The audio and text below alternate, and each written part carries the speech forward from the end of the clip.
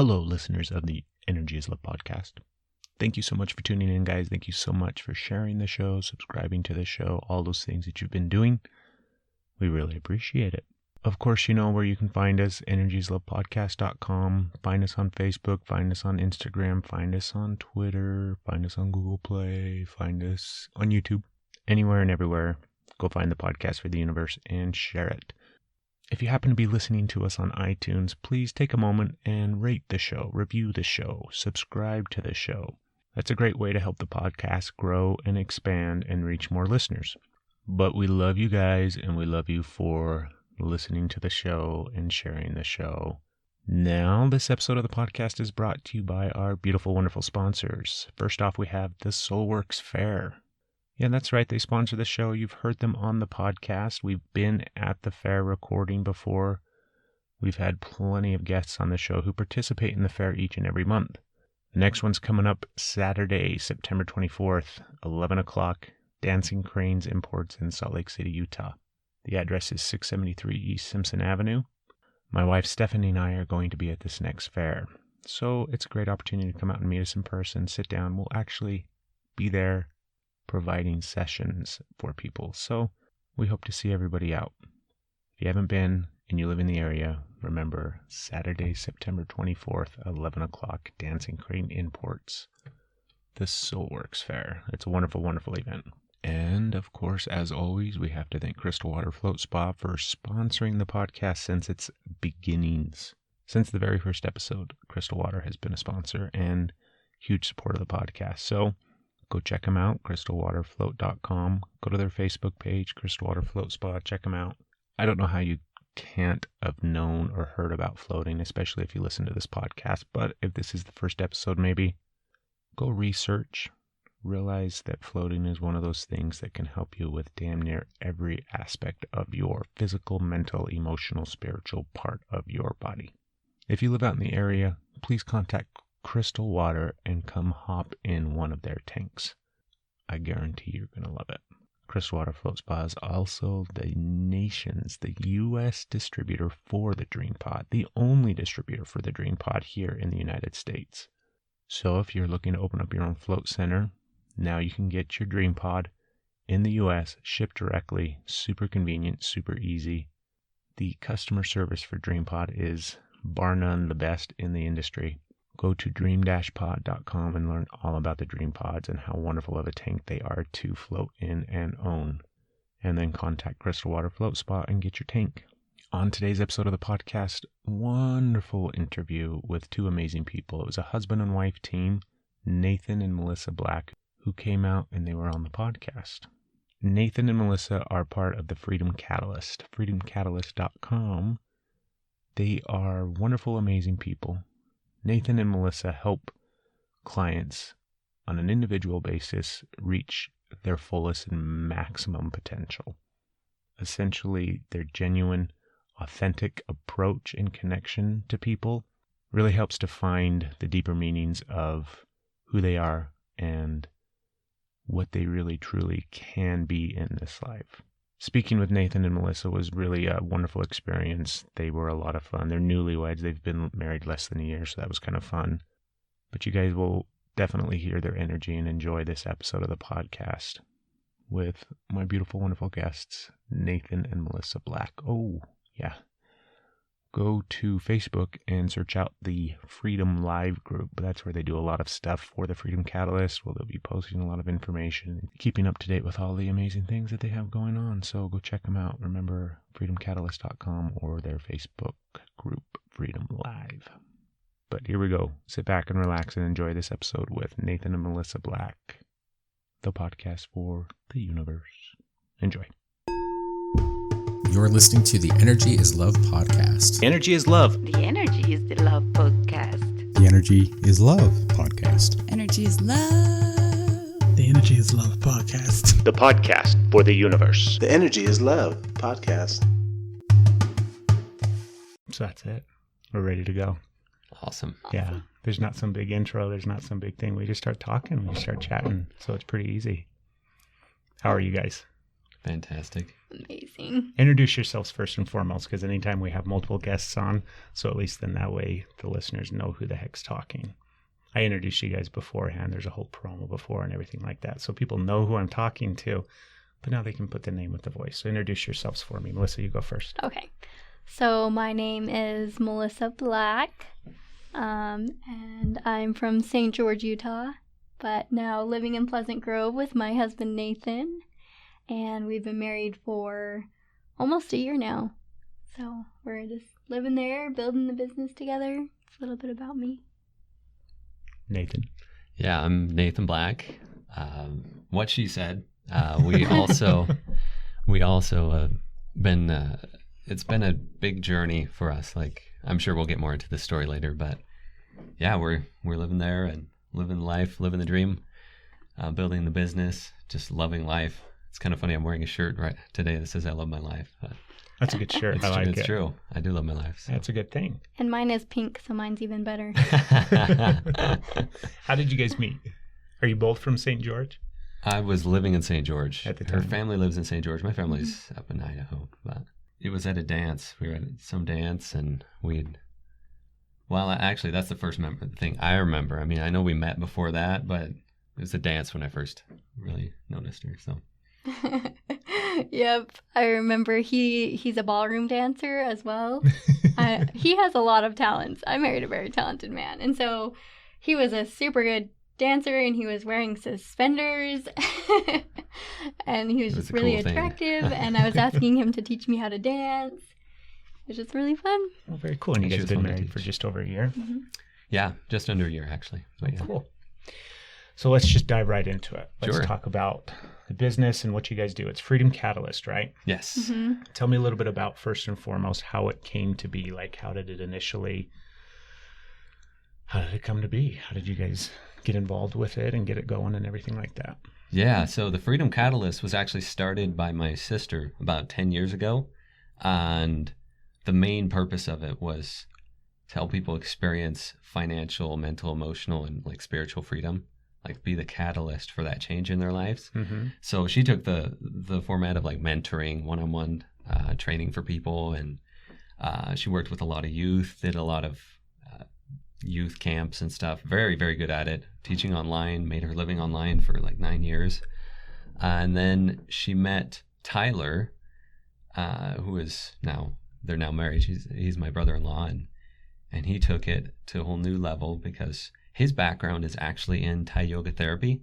I think I mentioned that to you over the phone. We were chatting about him. Yeah, Tyler Watson, right? Yeah, Tyler Watson.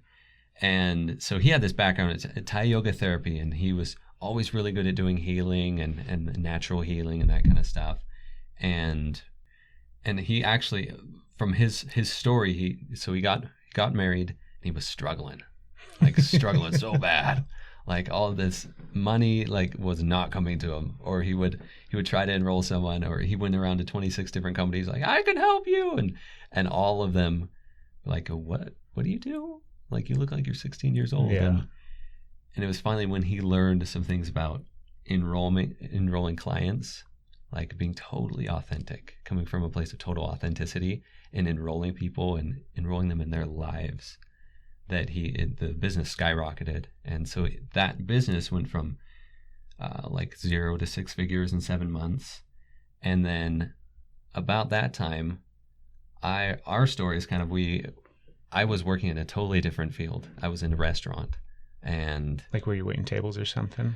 Well, it was like a fast casual restaurant, so we didn't like wait tables, but it was a very fast growing restaurant.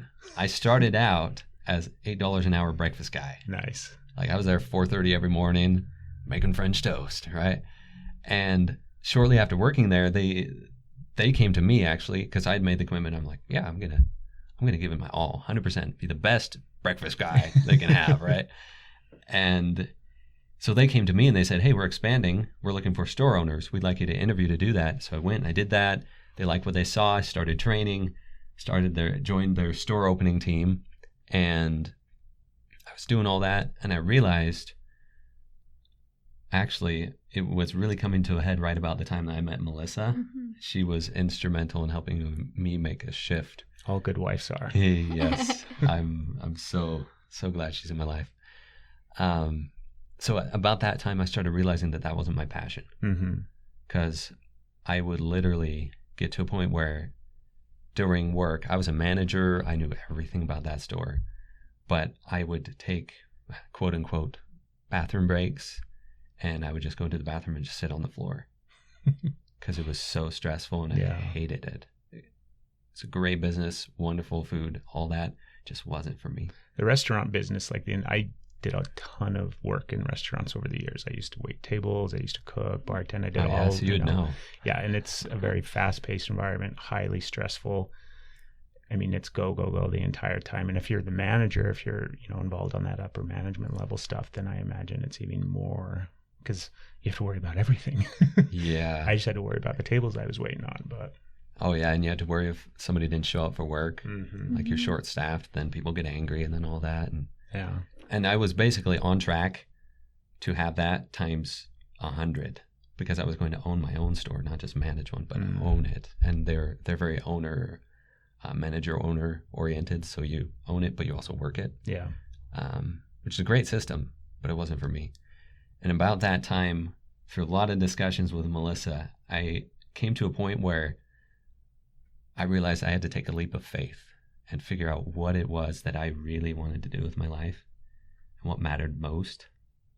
And it felt like doing that would be like throwing away my future, because I had this incredible opportunity to make tons of money, all that stuff.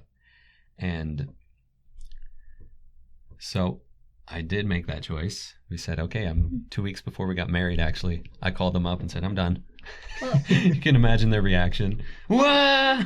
Can I share my side? Oh, yeah, go ahead. So kind of on my side, I'd just gotten back from serving a religious mission before I met him. And I was about to start the college scene.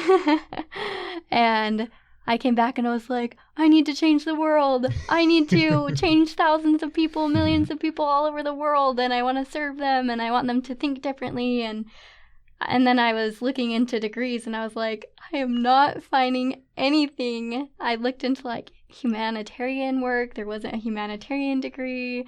I heard you couldn't serve people and make money, all this stuff. And so my family's like, you need to go into something practical. Because if you go into something practical, then that can fund your dreams. So I was kind of going the same way he was. We were both kind of feeling pretty practical. So I was enrolled to go to college that semester, and which was kind of complicated because he was going to be moving to Colorado to open a store. So you're kind of in that same boat, in that same situation. Same boat. And so when we met each other, we started realizing whoa, we have kind of the same dreams going on. We have kind of the same limiting things in our life going on. And so I think it was super empowering to have each other at that time and to be able to see each other's perspective and to support each other, because I then quit. I unenrolled for that semester of college. You quit college? I quit college before I started. And my family's so pro college, pro education. It was a huge thing. It still is a little bit. And so it was a really, really big deal to do that. But yeah, and then we both quit our jobs 2 weeks before we were getting married. So I want to talk about that, because you mentioned a leap of faith, Yeah. where it's I realized that at the point I'm at in my life, I'm not passionate about what I'm doing. Granted, it's a plan, right? It's something that people will look at and say, oh, this guy's got drive and he's got focus, or she's going to school, she's going to college, she's doing something to better her life in order to eventually make a living and support a family and all that kind of stuff that you get caught up in. But then when you realize you're not passionate about it, you do have to make a leap of faith into something else that you are passionate about. And there's not a lot of security necessarily in the beginning. There's not a lot. I mean, there's a lot of pros on paper, but a lot of times we end up just looking at all the cons, all the fear associated with it, and all the different things. And so for each of you, Melissa, you go first. What were some of the things that you really struggled with in regards to I'm going against what my family would not just want for me, but kind of recommend, and they're kind of pushing me towards in a sense, and I'm taking this leap. hooked up with some crazy guy that's going to quit his job that's, it's going to be successful at, and he wants to do what now? So what about was the driving factor behind you in a sense where you had the faith in order to do that? Yeah, it was it was really, really crazy to do that. I mean, so much resistance in my surroundings and in my life. But for me, I've always been like a super big dreamer. Like as a little girl, I totally believed I could fly, and I tried to jump out a 3-story window because I was like, no doubt, like I just could fly. And I jumped off the sofa and I thought that was flying. So like I've always just had like, I can do what I want to do. And I've always been really different in that way. And I'd never found someone else that thought the same as me, which has really shown me the importance of surrounding yourself with like-minded people. Mm-hmm. Because from my background, everyone was very almost against the things we're doing now. And so I came from that place of just not even really knowing if I could do the things that I wanted to, but still wanting to have that faith that I could. Like I still kept it. And so when I found Nathan and when we both had these things, it was just like, yes, like that's all I needed. Like all I needed was one person that like could think the same as me. And I know that we'll be helped to do that because I really did believe that we both had dreams for a reason. And I believe that about every single person. Like if you have some big crazy dream, I believe that's totally for a reason. You're absolutely supposed to do it in the world. And I think it's really sad if someone doesn't do that. So for me, even though everything was like really crazy and really stacked up against us, I just knew we would live such a sad life if we didn't follow our dreams. And I just knew that was what we were meant to do, and that I have belief in a higher power as well. And I knew that if we acted on our highest selves, then we would be provided for. Yeah, that takes a lot of confidence. Yep. What about you? So for me, I believe very similarly, actually. It's that I believe everybody has a passion for a reason. Like they're born with it. Call it what you will. They got it before this life. They learn it here. Wherever it comes from, it is their core message, their real reason for being here, and will never be completely fulfilled and satisfied until they find it and live it. And I'm passionate about helping people do that. And I'm getting more and more clear on that every single day, like how to do that, what vehicles to use to help people do that. And I'm just, from that perspective, it was almost like I had to lead the way in my own life. If I cared so much about helping other people do that, I had to lead the way. There's so many ways that we don't do things because of what people tell us, or we don't do things because of our own thoughts in our mind, or we've been conditioned to think, oh, that's not realistic. Like, I can't do that. I can't do what I really love and make a lot of money, or that's wrong, or there's all sorts of things that come up. And I'm all for breaking all those paradigms to create the life that you choose. So, yeah, that's kind of my motivation behind it. Let's talk about passion, because you keep talking about it. And I'm kind of on the same page with you. I think it's an incredibly important thing to find what you're passionate about and then do that. I tell people that all the time, where it's like we get stuck in places, we get stuck in jobs, relationships. I mean, essentially just stuck in life where we don't have passion for anything anymore, where we don't even enjoy the small little tiny things about life. And so it's trying to find what you're passionate about. So what do you do to help people where maybe they are that person that is so stuck in life where, they can't see kind of through the weeds of where they're at, where life is so miserable and they're so depressed and they're so down, and they might have some inkling in the back of their mind that there's change out there and that they want change. So they just have no idea of how to get there, and they have no idea what they're even really passionate about. How do you guys help people find what they're passionate about? How do they get to that point? Does that kind of make sense? Mm-hmm. Yeah. I would say that that's part of actually the core of the Freedom Catalyst is the authentic enrollment is where you get to that place where you follow their thread of conversation. You talk to them, just a normal, casual conversation, as open as they're willing to be. That's as far as you can go, But there are ways you follow that thread. I actually have had this before I was a part of the Freedom Catalyst. Tyler actually talked to me and had one of these conversations, and it kind of went like, for example, there's a time I was feeling really frustrated and in this dark place, like you were mentioning, or you can't see past the weeds of it. And he just followed it. He said, okay, so what do you want to do? I'm like, oh, I don't want to do anything except like get away. I want to drive fast cars. I want to do that. I don't want to work another day in my life. I hate people, all this stuff. And you just follow it. Be like, okay, so you hate people. Okay. So once you got away, what would you do then? What would you get then? And what would you get then? And what would you get then?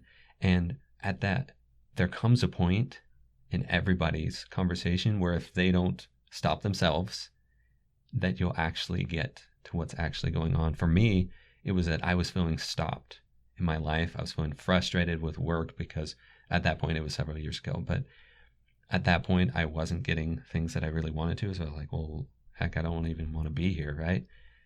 And to get to that point where I realized what I really wanted through the conversation, you follow that thread. Because a lot of times when people have these conversations and they go up to you and they're like, oh, I'm feeling terrible. It's like, well, why are you feeling terrible? You should just be positive, right? Yeah. And actually going and following the thread of, okay, why do you feel terrible? What is it you really want on the inside? I found 100% of the time, if that person is willing to open up, then you find out what they really want. And if you acknowledge that, then you can build from there. And that's incredible. Yeah, and asking good questions is huge in that. Like, one of my favorite questions to ask people is, if there was no time to worry about, you had no time restraints, all the time in the world, money wasn't a thing, like you didn't need to worry about money, and you just go through diffusing every single objection that the people would have, and you ask them, well, if all those things were in place, what would you really do? What would you really want to do? And you really get to the core of who they are. And I think it's following those threads and asking those really good questions. What would you guys do without any time constraints and time and money and obligation? And what's your ideal perfect life where you get to just live as free as possible? What is it? That's an excellent question. I feel like, honestly, we're getting closer and closer to that every single day. And I love the feeling. And I love helping other people do that. I would, I speak for me, I don't speak for both of us, I don't know. I would be at a place where I would be empowering leaders of organizations and businesses through my message, my passion, to serve mankind in the best way possible, with their systems, with their structure, with their messaging, with all that. And I'd be traveling from country to country doing that. I care a lot about the arts also. I have a kind of a background in performing and being on stage, and I would help people teach true principles or principles of success, call them what you will, and help them empower their own lives so that they can create their own life consciously. That's definitely what I would do. That's a good answer. Yeah. And for me, it goes really well with his, because I feel super called to be a mother of nations, meaning I go places and I create families and I create growth within them. Like, everywhere we go, serving businesses, we create business families. I want to be very much the feminine side of the business, and all the people we work with, I include them in something bigger. So that's kind of my calling and feeling that I'm working on right now. So I'm going to challenge you guys a little bit, okay? Not in any bad way. Like, you're like, oh crap, here comes the shitty part we weren't expecting. No. Bring it on. When it comes to, I think, and we've talked about this before on other episodes of the podcast and things like that, when we step into that space where we're pursuing our passion, when we find something that we want to go after in a sense, right? A lot of times, I think, and I've experienced it in my own personal life and other people that I've talked with and things like that, 9 times out of 10, it never looks the way that you think it's going to look. It never really kind of manifests and turns out exactly how you expect it to. Do you guys find that same thing where it's like maybe you take that leap of faith in the beginning, wholeheartedly hoping or thinking or planning or expecting this to happen, and the reality is it just kind of shifted and changed into some other kind of morphing of what you originally expected. Does that make sense? And maybe it didn't. Maybe it's exactly how you imagined it in the beginning. What do you think? Well, this is my perspective. Mhm. I think that when we were deciding what we wanted, when we quit our jobs, we that same night, we first took that leap of faith and we quit our jobs, and then we wrote out exactly what we were looking for. Very, very good descriptions. And the very next day, we received a phone call with that exact opportunity that we had written out. And for me, to be honest, I feel like we were very clear on it, and I feel like we really have manifested a lot of what we were looking for. I think there's always things maybe you don't think about or expect, but for the most part, I feel like what we have desired, what we've wanted to seek after has been coming in our life. Cool. Yeah. Would you agree for the most part, where it just kind of seems like it's worked out that way? Yeah. And I would add to that, if a person ever doesn't get what they envisioned, there's various reasons, very specific reasons. One is it's not what their higher power wants for them. That's pretty cut and dry. If it doesn't want it, it's not going to happen, right? Or let it happen, and then you find out it was a terrible choice anyway. But yeah, so that's another category, right? The other one is you didn't keep the faith long enough for that gestation period for it to actually happen, or you settled for less. Those would be the reasons in my mind why you wouldn't get what you were going for. Why do you think people settle? Like in the end, I think so many times people chase dreams, they go after something, and then undoubtedly they end up settling. They end up kind of giving in to the grind of life sometimes because, it's so challenging and it's so difficult and it's so hard. What do you think is kind of one of the root reasons behind that? Why do you think people settle in the end? I feel like you said it right there. They gave in to the grind of life, and they didn't stay in that higher energy of their higher self. So a lot of times they believe the evidence that's all around them when they need to believe evidence that this, like faith itself, is creating something before you actually see it. Yeah. So I think that there's kind of this, I like to see it in a chart because I'm a little bit analytical sometimes. So I kind of see this line between mediocrity and success. And we often settle below that line. And I think what happens as we're getting in this good energy, we'll be like, oh yeah, I'm pumped, I'm going to make this happen. And we get totally in that energy. And then we start to reach that point where we're going to cross the barrier. And I like to think that the line is chaos, because something chaotic happens in our life. Say you're really trying to go for your financial dreams, and then the car breaks down and some hospital bills happen. That's the chaos. And a lot of times because of that chaos, people lose the faith and they drop their energy back down. Whether that's negative beliefs or things that happen, people won't keep their energy to get past that barrier. Won't hold on to their faith in those instances. Do you think, because I like the way that you described that, where there's going to be a chaotic moment, there's going to be something that happens that kind of either forces you to push through it and hold on to that faith and that belief of whatever it is that you're chasing, maybe the wrong word, but that you're aspiring towards. Do you think that there's some sort of like divine reason why life plays out that way? Like, is there some sort of specific purpose to why it happens like that, where you're going to, obviously we could dive really deep into like trying to understand the inner workings of the universe and all the reasons why things spin the way that they spin. But what do you think it is about that one thing where in order to get through to what we want, we have to go through some chaos in order to make it happen? Do you think that's really just a common thing? Or do you find people that kind of don't have chaos and they just get what they want? I haven't found that person yet. I know that we've had a lot of chaos. It hasn't been all smooth sailing the whole way. Things have come up to try to push our energy down. I think that there definitely is a great reason for it. I think that without opposition, you don't have happiness or sadness, joy, misery. There's nothing to differentiate. How do you know success if you never have failure? And so I feel like that opposition is really what makes us. I feel like the experiences that we have had that were chaotic, overcoming those makes us just such a better, stronger person because of those things. That's a really good answer. You're a smart man marrying that woman. Yeah. Yep. I agree. Yeah, because it makes perfect sense. Like you said, we can't define success if we have no idea of what the opposite of that would be, right? Mm-hmm. Yeah. I think you're right. I think that's probably the spin and the reason behind it is, and it's all that divinity where it's like, you know, that higher power of the universe, God, whatever it is, obviously knows much more and better than we do. Mm-hmm. Give me an idea too. So you guys work in conjunction with Tyler, right? And if I'm not mistaken, you said that he married your sister. Uh-huh. So Yep. So he's my brother-in-law. He's your brother-in-law now. Yep. Are you guys all just kind of working together in this whole thing now? Is that kind of the thing now? Yeah. Yeah. Yeah.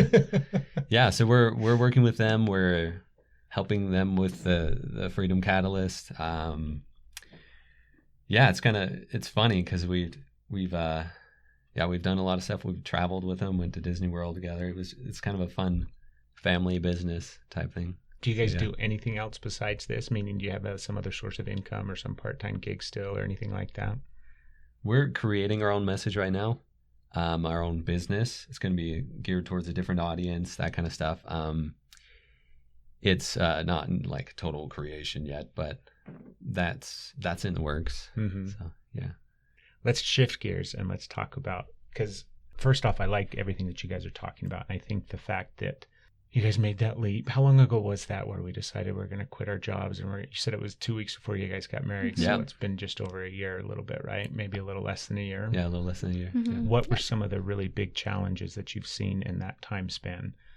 The chaos that you referenced that kind of forced you to either continue in that space or to retreat back where it's like, oh, we got to rethink this whole idea. Yeah. A big part for me was financial, because here I had this almost guaranteed promise. I had talked with the CEO of the company, all that stuff, and I basically guaranteed that I'd be making multiple six figures like right off the bat. Mm-hmm.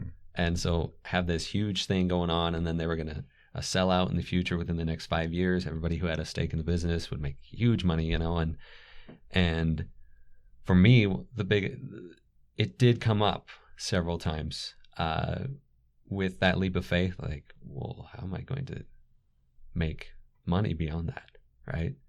And with this, the new position, the new opportunity, it's based a lot on commissions or like my performance. So if there were rough times in there where I was like, well, I don't know what I'm doing. I'm not making enough. So that was a thing. That was a challenge. The other one would have been a sure way. I'm almost guaranteed to make this much money. This way, it's not a guarantee. Yeah. So that's one thing. Yeah. Do you think that that's really common too, where people get to that point where they're like, I think that's what stops a lot of people from pursuing their passion. Money. Is the money aspect of it. So how do you guys help people with that whole concept of separating the money from your passion? So not letting it be an excuse to stop you. Mm-hmm. Tyler shared a really cool experience with me that actually I think about a lot. When he was first starting off the business, he was at a mentoring conference and he had this opportunity to invest in this amazing mentor who he really wanted to invest in to make a lot more money, to be able to be taught how to do that. And at that point, he had like no money and his wife was pregnant and he didn't know what he was going to do to create that kind of money to pay for a mentor.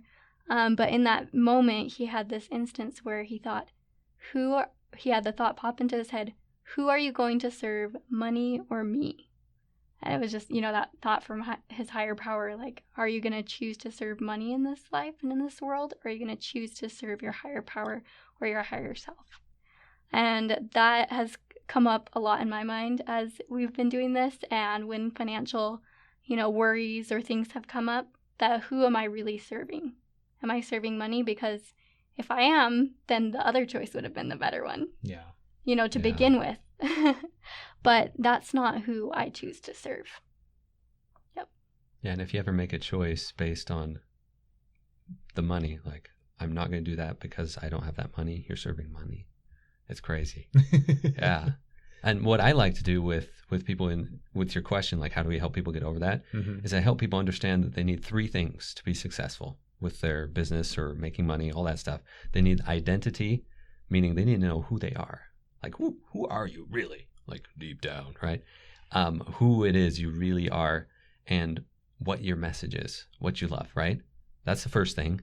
They need to know the mindset of success, like that they deserve money, that they can attract money, that they can live with that in their life, right?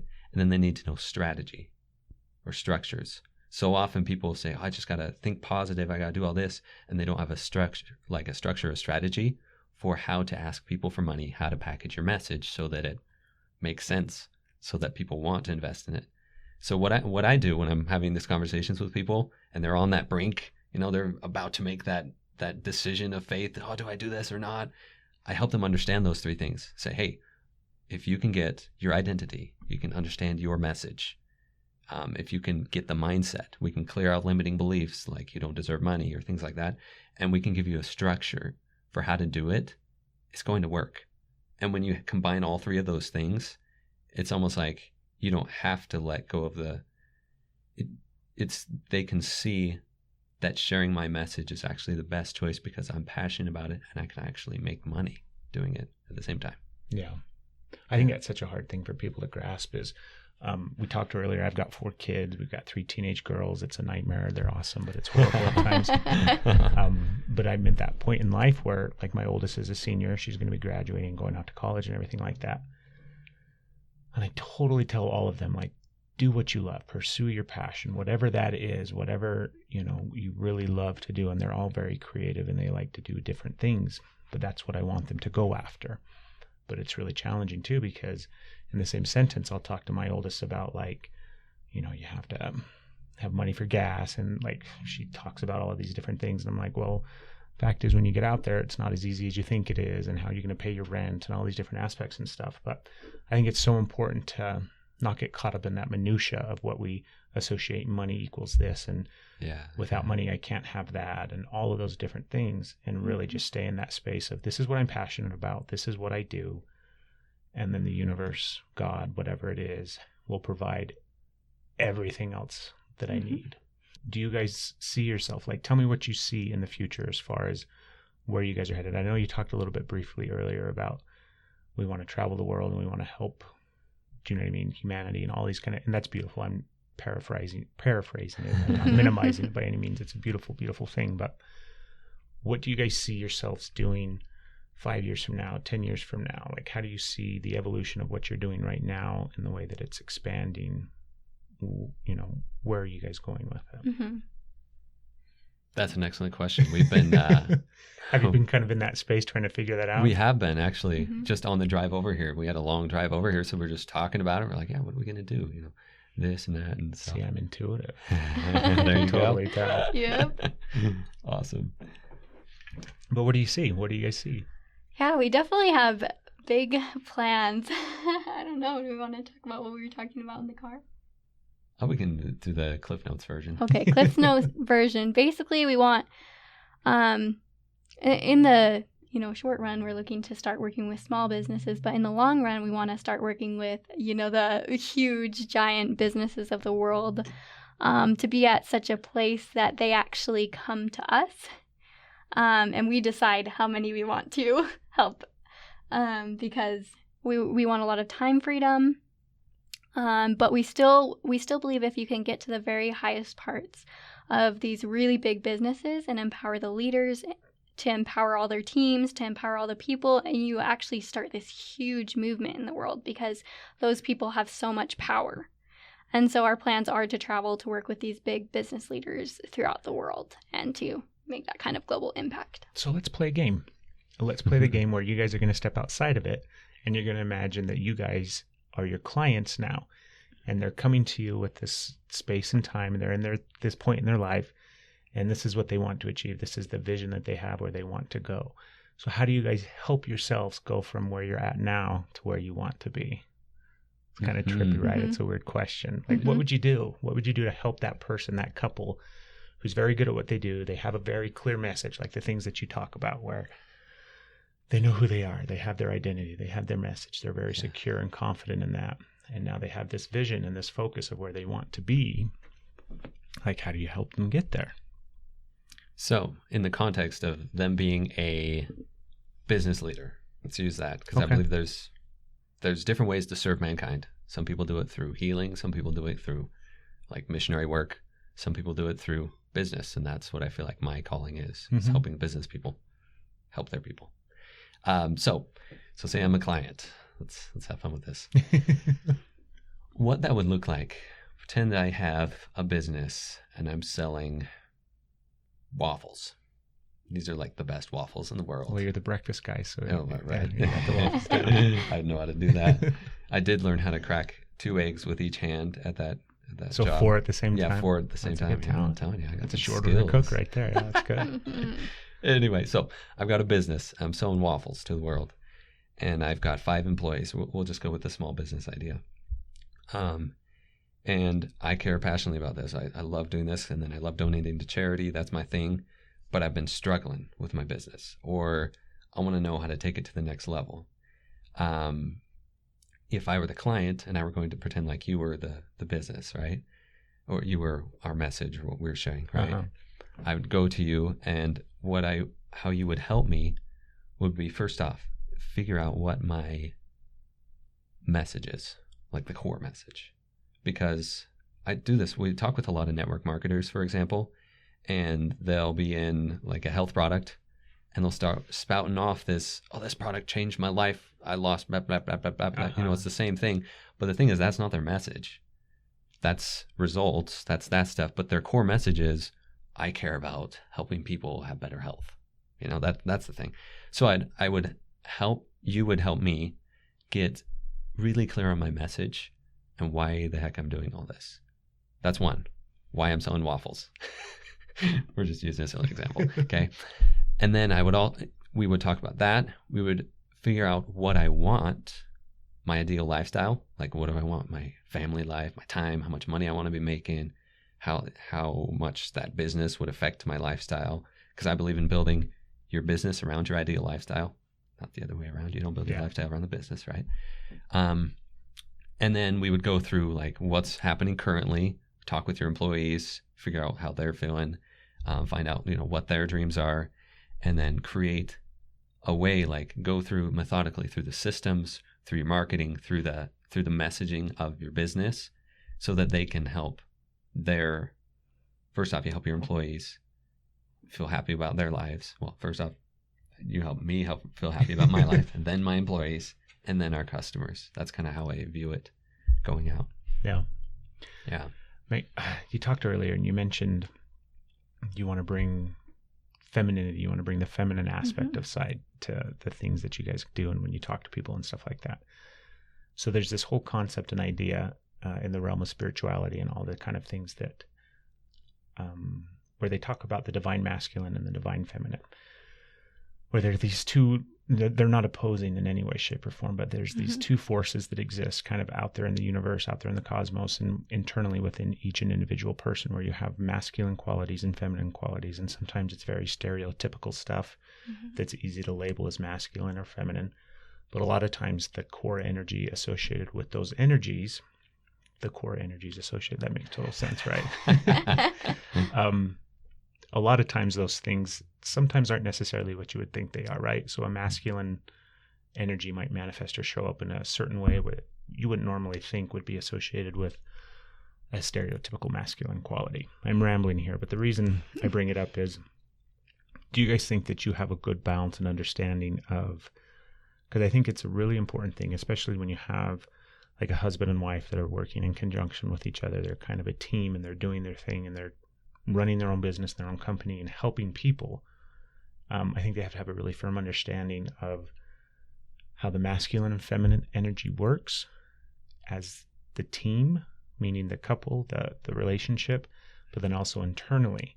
So I'm sitting here watching you guys, right? And I'm not going to throw you under the bus in any way, shape, or form. But it's kind of interesting to sit here and chat with you because I get a really good sense of people, obviously, from talking with people, and like how I'm gonna ask you, Melissa. Okay, how do you? This is such a long question. It's gonna be a terrible question. How do you find balance in that space where, between your masculine and your feminine side? Because feminine energy is incredibly powerful. I believe that it's the reason why so many things eventually evolve and change on the planet and within the space and time of everything else is because of the feminine energy that gets brought forth. So how do you find the balance within your own space, which then in turn, how do you take that out to your clients? Does that make sense? Super long question. Yeah. So kind of balancing the feminine and the masculine energy in our That's lives, much in our easier business. to see. Yes. You're a smart woman. You just paraphrase it till it makes sense. Yeah. So I actually feel like Nathan and I have a really, really awesome balance of energy, but I feel like it was something that we very consciously chose before we even got married. We decided that we were not going to accept the typical relationship. We weren't going to have the typical marriage. We weren't going to stop being newlyweds. And we started reading relationship books and marriage books before we even got married. And so I feel like we both are the most supportive teams of our feminine and masculine energies. So I watch his man movies with him, and he fills baths for me and cooks with me, and I feel like we're just so supportive and understanding and loving of the differences between us, because those are super important. To me, it seems like if a family is complete with that feminine and that masculine energy with a mother and a father, I feel like that's a really full, complete family. Not that it can't be wonderful without that. I feel like, why not in business? You know, because I feel like it's the same thing just on a much broader scale. And I feel like men are really good at creating order in a business, but women are really good at keeping the order. And that's the same within a home. And so I guess it's just been practice and consciously choosing. We both super embrace each other's differences, work together with them, and love it. Yeah. Do you have anything to add? Nope. Yeah. You just gotta sit back and let her talk. Mm-hmm. It's pretty nice. So I've asked this question on the podcast before, and it's a fun question to ask, and it's kind of a challenging question. So I'll ask each of you, and you can take turns answering it, okay? If you look at the state of the world right now, where everything's at, you take into consideration not just the state of our country, but the state of the world as a whole, the planet itself, global warming, war, terrorism, financial, I mean, just everything, education, the prison system, the drug on war, or not the drug on wars, the war on drugs, everything, the entire ball of wax when it comes to our planet. What would be one thing that you would do to change it in a positive way? If you could think of one thing, and it doesn't matter what it is, one thing that you think of that would, whether it's in the short term or the long game, change the planet for the better, raise the vibration of the universe, so that we can help humanity as a whole to get unstuck from where we're at right now. You can think for a while too if you want, because it's a tough question in a sense. And maybe you don't. Maybe you got it. I know my answer. Go for it, hon. I feel super called to teach the ignorant. And that means I feel like there's so many people throughout the world that are reactive to life because they're not living a conscious life. And honestly, they have no idea that they're not. I feel like so many of the things that are happening to people that are just living a reactive life. I feel like if more people could know how to choose their life, choose their dreams, choose their careers, choose their money, if they could really know how to do that, I feel like there would be a huge global change in so many countries throughout the world that feel like they're controlled by government or by their, families' teachings or different things. So how do we do that, though? How do you reach those masses? How do you implement that change? Because I think you're right, and I don't know if necessarily ignorance is the right word, or but it's like there's people who can't see outside of what box they've been placed in because of their social and economic structure and the way that they've been raised and all those different aspects of what they deal with. And so it's not that it's just the mere fact that they can't see outside of it because they've never known anything different. So how do you reach that person? How do you inspire that person? How do you help that person change? I feel like the very first step is being the example. We live in a world where there's a lot of publicity. There's a lot of things that get out there, and people see them when you make a difference. So being that example, we plan on being very, very successful in choosing our life, and we plan on leading that example and sharing it everywhere we go from then on, and just sharing that example and inviting people, because you can't make them choose that. You can't educate people that aren't willing. So being the example and then inviting others to follow. That's good. Can I add to that? By all means. Well, you got to answer the question too, but add to what she That's said. right. I was going to add to what she said. I believe this is part of, with your earlier exercise of what I could do for businesses, this is part of the power of that, because I call it speaking their language. If you can find a way to speak the language of the people to what they really are desiring on the inside, a lot of people, it takes the form of money. They say, money will solve all my problems, right? Yeah. But really speak to what they're really looking for, and then to get their interest so they're willing to learn about it, like she was saying, and then show them what's really missing in their life. I think that's incredibly powerful. So, do you have an answer to the solve the planet's problems? And it was not the answer I was expecting. Actually, I was kind of surprised. I was like, "Well, that's an interesting answer." And it was a part of it, at least, is that I want to. I had the opportunity to be it was called like a service performer. So I was performing in an area in the United States where there's a lot of history, and I got to share the words of people who had passed on like 200 years ago and use their specific words. And they were very powerful people, like lots of faith, all that stuff. And I got to represent them. And it was incredible to me because I literally would say their words and I could feel the power of their words. And I feel like there's something incredibly powerful about connecting to our past and hearing their stories.